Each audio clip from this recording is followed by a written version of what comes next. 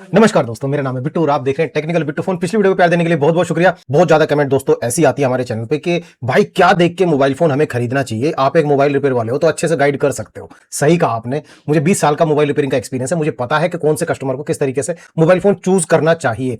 मैं आपको रियल बात बताऊं तो 90% लोग है ना गलतियां करते हैं मोबाइल फोन खरीदते वक्त, जिसकी वजह से उन्हें बाद में रिग्रेट होता है और फिर वो दुकान पर आकर बोलते हैं कि ये फोन लेकर मैंने बहुत बड़ी गलती कर दी, भाई कोई दूसरा फोन बता दो क्योंकि इस फोन से मैं बहुत ज्यादा परेशान हो चुका हूं। तो चलिए ठीक है, आज की वीडियो में आपको 7 ऐसी बड़ी गलतियां बताने वाला हूं जो आपको नहीं करनी।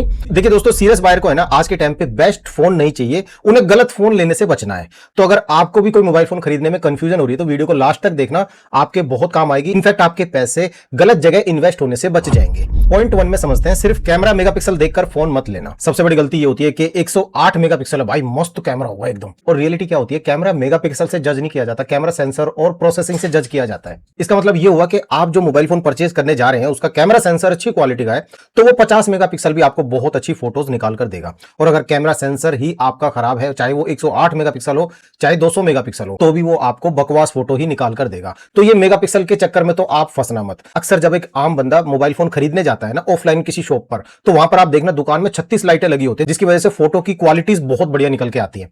आप यकीन माना, कीपैड वाला फोन होता है ना, उसका 0.5 मेगापिक्सल का भी कैमरा होगा ना, उससे भी अगर फोटो ली जाए ना तो एकदम क्लियर फोटो नजर आती है वहां पे। उसका मेन रीजन यही होता है कि वहां पर लाइटिंग अच्छे तरीके से कर रखी है बस। तो यही चीज हम दुकान पर देखकर ले लेते हैं। उसके बाद जब हम अपने नॉर्मल इन्वायरमेंट में आते हैं तो फिर हमारा दिमाग खराब हो जाता है फोटोज देख के। इसके बाद दूसरे पॉइंट में आता है सिर्फ प्रोसेसर का नाम देखना। ये बहुत बड़ी गलती करते हैं बंदे। और देखो, कईयों को तो बताने की आदत होती है कि भाई इसके अंदर स्नैपड्रैगन का प्रोसेसर है, ये बहुत बढ़िया प्रोसेसर। देखो ये वीवो का V70 है, हम तो मोबाइल रिपेयर करते हैं, हमें आपसे कैसे झूठ बोल सकते हैं, मैं कैसे छुपाऊं आपसे। ये वीवो का V70, इसके अंदर स्नैपड्रैगन 7 Gen 4 प्रोसेसर है। देखना क्या हाल है इसका, ये स्लो है और इसको कस्टमर के लिए हुए 10 दिन हुए हैं। अब देखो ये है स्लो, है नहीं है, मैं को जादू तो करके नहीं दिखा रहा। कस्टमर्स की प्रॉब्लम आती तो वो तो हमारे पास लेकर आते हैं ना। हर बंदा तो अपनी वीडियो बना के डालेगा नहीं कि यार मैंने ये फोन खरीदा और ये फोन, मगर बिकवाने वाले किस तरीके से तारीफ करते हैं, फास्ट स्पीड, जबरदस्त पावरफुल प्रोसेसर, ऐसा क्या क्या ये इसने 60-65 हजार का फोन खरीदा किस्तों पे, तो होगा ना इसका नुकसान। अब वापस तो होगा नहीं फोन, कंपनी वाले वापस तो कभी लेंगे नहीं। तो इसलिए एक बात हमेशा ध्यान रखना, हर स्नैपड्रैगन पावरफुल नहीं होता और हर मीडियाटेक वीक भी नहीं होता है। इसलिए हमें नाम ना देखकर इनका काम देखना चाहिए। और ये बेंचमार्क वाले जो ड्रामेबाजी होती है ना, मैंने आपको बहुत पहले बता दिया था इसके बारे में कि ये ड्रामेबाजी, यार एसी में बैठ के अगर आप बेंचमार्क निकालेंगे ना किसी भी मोबाइल फोन का, एंतु तो इसको रन करेंगे, कोई भी एप्लीकेशन रन करते हैं तो वो जो पार्ट्स है ना उसके ठंडे पड़े हुए हैं सारे पार्ट्स। मैं आपको रियल एग्जांपल बताऊं, देखो ये जो आईसी है ना, सारे पार्ट्स जितने हैं, ये एक मदरबोर्ड है, ये एक मोबाइल फोन होता है, ठीक है, बाकी सारा प्लास्टिक का होता है जो कुछ होता है, बाकी डिस्प्ले और बैटरी दो चीजें अलग से लगी होती है। तो ये जो आईसी होते हैं ना तो ठंडी पड़ी है, अभी ठंडी आईसीयू में बेंचमार्क रन हो रहे हैं। मतलब एंतुतु बेंचमार्क जब रन किया जाता है ना किसी मोबाइल फोन में, या फिर उसकी ईसीजी कराई जा रही है, तो ये जब इनकी रिपोर्ट आती है ना तो वो तो बढ़िया ही आएगी। जब वो एसी में बैठ के इसके एंतुतु स्कोर बताएंगे, एंतुतु स्कोर तो बढ़िया जब पता चलता है जब बंदे ने स्टोरेज भर रखी हो फोन के अंदर और मल्टीटास्किंग ज्यादा कर रहा हो। दो चीज तो ये होगी। तीसरा पॉइंट मैं आपको एक और बताना चाहता हूं, मैंने कई वीडियोस ऐसी देखी हैं जिसमें बैटरी ड्रेन टेस्ट दिखाया जा रहा है, 7-8 फोन इकट्ठे रख दिए जाते हैं ना। कैसा बैटरी ड्रेन टेस्ट, सबकी तो स्टोरेज खाली पड़ी, तो बैटरी ड्रेन होगी कैसे, सब में सिम तो डालनी रखी है, खाली वीडियो से थोड़ी बैटरी ड्रेन होती है भाई। जब फोन में सिम लगती है ना तो नेटवर्क फ्लक्चुएशन के कारण है ना बैटरी सबसे ज्यादा ड्रेन होती है। वाईफाई जब कनेक्ट किया जाता है या फिर 5G 4G नेटवर्क जब मोबाइल फोन के अंदर चल रहा होता है ना, उस वक्त बैटरी ड्रेन का असली सच पता चलता है हमें। तो ये जो बैटरी ड्रेनिंग वाली वीडियोस देख के कई बंदे फोन खरीद लेते हैं ना, मेरे हिसाब से बिल्कुल गलत करते हैं। देखो हमसे अच्छा बैटरी ड्रेन टेस्ट कोई कर देगा, हम तो मोबाइल रिपेयर करते हैं, हमें तो उनके एमपीएस के बारे में पता, बैटरी के एमपीएस उठाने कैसे हैं, हम तो खोल के काम करते हैं सारा। अब ये चीजें देख के ना हमें कई बार हंसी आ जाती है कि यार कैसे कैसे बंदे बनाते हैं यार पब्लिक को कि बैटरी ड्रेन है, इसकी बैटरी ज्यादा चल रही है, ये जीत गया वो जीत गया, ऐसा नहीं होता। इसके बाद चौथा पॉइंट आता है 5G के चक्कर में कई बंदे अपने पैसे बर्बाद कर लेते हैं। देखो 5G के है ना बहुत सारे मोबाइल फोन है ना बजट में जो होते हैं 10 से 15 हजार, मान लीजिए 15 हजार के बजट के नीचे ना कई फोन ऐसे हैं जो 5G के फोन होने के बावजूद वो बर्बाद फोन है। 4G के फोन उसी रेंज में अगर मिल रहा है तो वो जबरदस्त होता है, उसमें कॉस्ट कटिंग नहीं की होती, मगर 5G फोन होता है उसमें बहुत ज्यादा कॉस्ट कटिंग की होती है। मदरबोर्ड के अंदर 5G चिप लगाने का खर्चा ज्यादा आ जाता है, तो उस खर्चे को मैनेज करने के लिए ना बाकी और जो इधर उधर के जो पार्ट्स होते हैं ना इनको सस्ती क्वालिटी के लगाना शुरू कर देते हैं, चाइनीज आईसी लगानी शुरू कर देते हैं। ये कंपनी वाले बताएंगे थोड़ी, ये तो हम रिपेयर करते हैं जब हमें बाद में पता चलता है कि सिर्फ 5G की आईसी इन्होंने सॉलिड दिया, बाकी तो इन्होंने नाश कर गिरा फोन का। तो आपके एरिया में अगर 5G की सर्विस अच्छी ना हो तो आपका 5G लेने का कोई सेंस नहीं बनता। जैसे सैमसंग का A14 हो गया, ये 5G से 4G पे ऑटो स्विच नहीं होता और ये मोटरोला का एज 50 फ्यूजन, ये भी ऐसा ही है। बहुत ज्यादा कस्टमर आते हैं इनके मोबाइल फोन लेकर। मैं दिल्ली से हूं, यहां पर 5G की ही बहुत ज्यादा प्रॉब्लम है।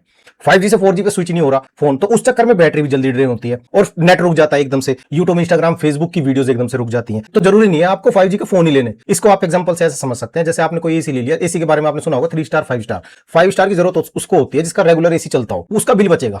और जिसका रेगुलर ना चलता हो, जिसको 4-5 घंटे एसी चलाना हो, तो भाई उसके लिए तो फिर 3 स्टार ही बहुत है। उसी में वो बिल की बचत करके दिखा देगा। इसीलिए मैं अक्सर कहा करता हूं कि बजट में 5G फोन लेने के चक्कर में ना बहुत सारे बंदे वीक मोबाइल फोन खरीद लेते हैं। अगर आपको 4G फोन स्ट्रॉन्ग मिल रहा है 5G के मुकाबले में, तो 4G की तरफ ही आपको जाना चाहिए। 4G में भी कोई प्रॉब्लम नहीं आती है, बढ़िया चलते हैं फोन। पांचों पॉइंट और एक आपको बता देता हूं। बहुत सारे बंदों को ये वहम होता है कि सैमसंग का फोन है तो अच्छा होगा, आईफोन है तो बहुत अच्छा होगा। ये दो चीजें मैं आपको बताना चाहूंगा। देखो, सैमसंग के फोन भी घटिया फोन निकालते हैं, आईफोन भी घटिया फोन निकालते हैं, कुछ मॉडल इनके घटिया निकलते हैं। ऐसे जो मार्केट से पैसा बटोर के लेके आते हैं, वो होते किसी काम के नहीं। तो इन चक्कर में भी नहीं पड़ा कि आपको सिर्फ इसी ब्रांड के फोन लेने, और भी ब्रांड में आपको बजट में अच्छे मोबाइल फोन मिल जाते हैं। छठे पॉइंट पे एक बात और बताता हूं। अक्सर मेरे पास दुकान पे कई बंदे ऐसे आते हैं, कहते हैं भाई मैंने ना ये फोन खरीदा था किसी की वीडियो देखकर। तो आपने 2-3 वीडियो देखकर ये मैं सोचा करो कि उसकी ज्यादा तारीफ कर दी तो मुझे ये फोन लेना ही लेना है। अक्सर ऐसा होता है कि हर किसी क्रिएटर को डीपली नॉलेज नहीं होती कि इसके अंदर इसकी रेटिंग आ रखी है 4.6, 5.0, और उसके चक्कर में हम देख के हम फोन खरीद लेते हैं। ऐसे में हमारे पैसे बर्बाद हो जाते हैं। अब आखिरी पॉइंट में मैं आपको बताना चाहूंगा, अगर आपका यूज थोड़ा सा ज्यादा है, आप 128 जीबी स्टोरेज तक का मोबाइल फोन ले लेना। 15,000 रुपए के अंदर आपको इजीली मिल जाता है। 64 जीबी स्टोरेज वाला मोबाइल फोन आप मत लेना। अगर आपका फोटोज वगैरह खींचने का कुछ काम ज्यादा है, या कहीं आप वीडियोज वगैरह शूट वगैरह कर लेते हैं, उसके लिए आप 64 जीबी सही नहीं है आपके लिए। फिर आप 128 जीबी तक ही जाना। 128 जीबी से नीचे 2026 के टाइम पे मत लेना, क्योंकि अब जो प्ले स्टोर पे ऐप बनेंगी या इन फ्यूचर कोई भी सॉफ्टवेयर अपडेट आता है, तो वो ज्यादा एमबी और ज्यादा जीबी का होगा। कोई 1 जीबी का होगा, कोई 2 जीबी का। फिर आप कहेंगे कि यार अपडेट करूं ना करूं, स्पेस फोन के अंदर होता नहीं है। ऐसे में अपडेट करने से फोन में दिक्कतें भी आ जाती हैं, फोन रिस्टार्ट होने लग जाता है, फोन की स्टोरेज फुल भी हो जाती है। अब ये तो मैंने आपको कुछ छाटने वाली प्रॉब्लम्स के बारे में बता दिया, ये चीजें ध्यान में रखना। अब इनका सोल्यूशन क्या है, इनका सोल्यूशन सुनिए। सबसे पहले ये बात सुन लीजिए कि अगर आपको फोन खरीदने जाना है तो सबसे पहले नंबर पे बजट फिक्स कर लेना। अपनी जेब में 10,000 रुपए, अगर आपको 10,000 रुपए का फोन लेने जाना है ना, तो अपनी जेब में 10,000 रुपए ही रखना। और कोशिश करना कि पेटीएम वाले ऑप्शन को तो साथ लेके मत जाना। पेटीएम या फिर फोन पे या गूगल पे, इनके ऑप्शन को लेकर ही मत जाना किसी दुकान पर। आप सिर्फ 10,000 रुपए जेब में डाल के जाना जब आप अपने लिए एक बढ़िया फोन खरीद लोगे। अगर ऑप्शन साथ में ले गए तो जिस दुकान पे जाओगे ना, वो आपको चने की झाड़ पे चढ़ा के कोई ऐसा मोबाइल फोन बेच देगा। सबसे पहले तो ड्रामे देखो दुकान वाले के क्या होते हैं। आप जाओगे 10,000 रुपए लेके, भाई मुझे 10,000 रुपए तक का कोई फोन बताओ, तो वो कहे 10,000 में कोई फोन आता है यार, तो कहीं से ले ले।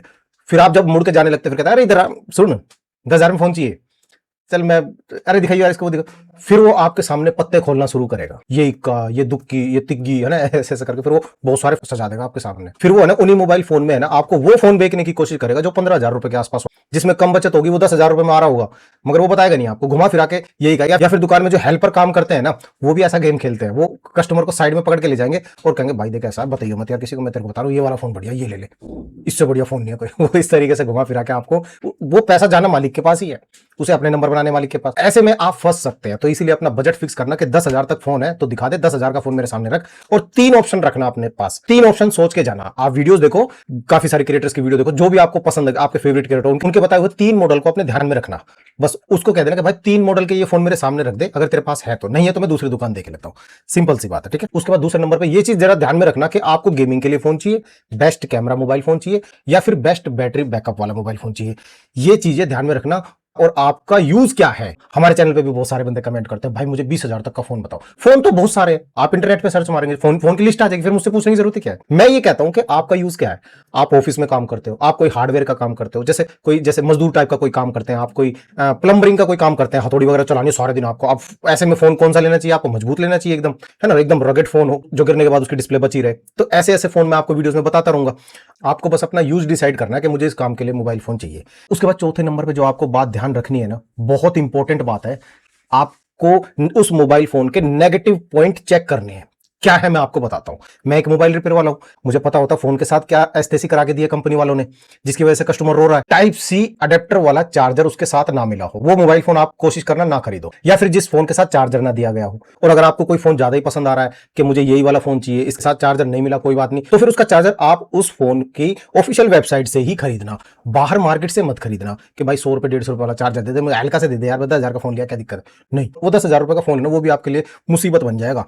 तो इसलिए आपको ये नेगेटिव पॉइंट होंगे फोन के, ये आपको ध्यान में रखना है। Type C to type C data cable कई फोन के साथ दे दी जाती है, किसी किसी फोन के साथ टाइप सी अडेप्टर दे दिया जाता है, जो भाई साहब आपको खरीदने के बाद परेशान करने वाला। अगर वो अडेप्टर कहीं खो गया तो आप दूसरा अडेप्टर खरीदोगे खरीदोगे उसके चक्कर में 1 साल के अंदर फोन खराब कर लोगे। कंपनी वाले अगर वीडियोस देख रहे हो तो उनको तो मैं ये कहना चाहूंगा, तुम्हारे क्या ऐसी प्रॉब्लम हो रखी है जो तुम टाइप सी अडेप्टर बनाकर देने वाले। भाई वो मैकबुक में आते हैं, वो उसके लिए ठीक है, मैकबुक तक वहां तो थोड़ा सा स्टैंडर्ड लगता है। ये 10-15 हजार रुपए में क्या स्टैंडर्ड झलकाओगे यार तुम। तो ये कोई फायदा तो है नहीं इनका। एक फायदा हो तो बता देना मुझे, मैं रिपेयर वाला ही हूं भाई, हमें पता है इस चीज का। ये खाम का स्टैंडर्ड के चक्कर में आपको खराब चीज बेच जाते हैं कि इसके बाद चार्जर वार्जर खो जाएगा, उसके बाद ये फोन की अपने आप एसटीसी कर लेगा। बस ये चीजें ध्यान में रख के आप फाइनल डिसीजन लेना, फिर आप कोई सा भी मोबाइल फोन परचेज कर लेना। ये बातें बतानी दोस्तों मेरे को आज की वीडियो में बहुत जरूरी थी, क्योंकि 10-15 हजार रुपए का फोन ले लेते हैं बहुत सारे बंदे, बाद में 2 महीने बाद कहते हैं कि भाई मुझसे बहुत बड़ी गलती हो गई। तो दोस्तों पैसा कमाना आज के टाइम पे बहुत मुश्किल है, इसलिए मैं चाहता हूं आप अपने पैसे को सही जगह इन्वेस्ट करो। ये बातें ध्यान में रखना, और मैं नहीं चाहता आपका पैसा बर्बाद हो। तो ये जो मैंने आपको बातें बताई इनको ध्यान में रखना। आगे आने वाली वीडियोस में मैं आपको बता दूंगा कौन कौन से मोबाइल फोन आपको परचेज करना। बस आप कमेंट करके अपना बजट बताओ और अपना यूज जरूर बता देना कि मेरे को फोन से ये काम लेना है, मेरे लिए कौन सा फोन अच्छा रहेगा। मैं आपको कमेंट का जवाब पर्सनली देता हूं। मैं मिलता हूं आपसे अगली वीडियो में, तब तक ख्याल रखिए अपना और अपने प्यारे से मोबाइल फोन का। जय हिंद, जय भारत।